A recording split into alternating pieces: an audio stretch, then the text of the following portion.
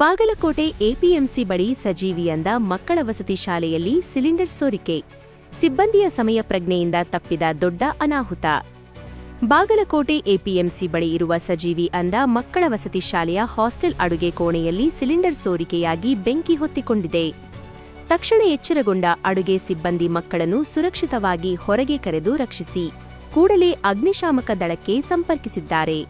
ಸ್ಥಳಕ್ಕೆ ಧಾವಿಸಿದ ಬಾಗಲಕೋಟೆ ಅಗ್ನಿಶಾಮಕ ಸಿಬ್ಬಂದಿ ಬೆಂಕಿಯನ್ನು ತ್ವರಿತಗತಿಯಲ್ಲಿ ನಂದಿಸಿದ್ದಾರೆ.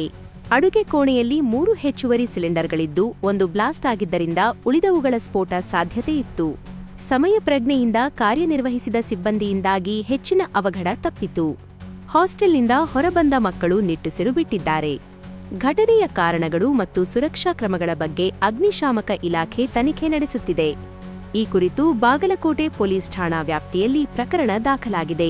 ಸರ್ ಅದೇನೈತ್ರಿ, ಸಿಲಿಂಡರ್ 4 ಇದ್ದು ಸರ್, 4 ಇದ್ದಾಗ 2 ಖಾಲಿ ಇದ್ದೀವಿ ಸರ್, ಒಂದಾದ 5 ಮಾಡಿದ್ರಿ ಸರ್. ಅದ ಬಹುಶಃ ಅಡಿಗೆಯವ್ರು ಏನ್ ಮಾಡಿರ್ಬೇಕು ಸರ್, ಅದು ಆನ್ ಮಾಡಿ ಬಿಟ್ಟು ಹೋಗಿದ್ರೆ ಏನೋ ಸರ್.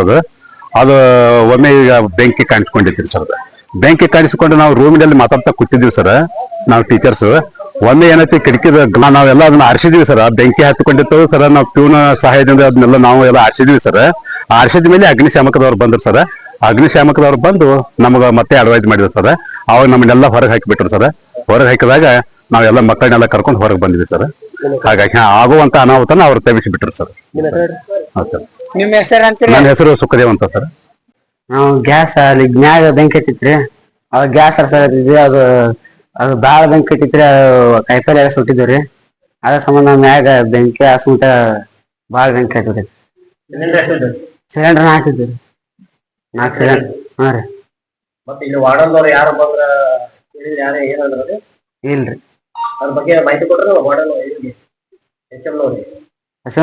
ಗೊತ್ತಿಲ್ರಿ ಸರಿ. ನಾವ್ ಮ್ಯಾಗ ಬೆಂಕಿ ಹಾರ್ಸಕತ್ತಿದ್ವಿ.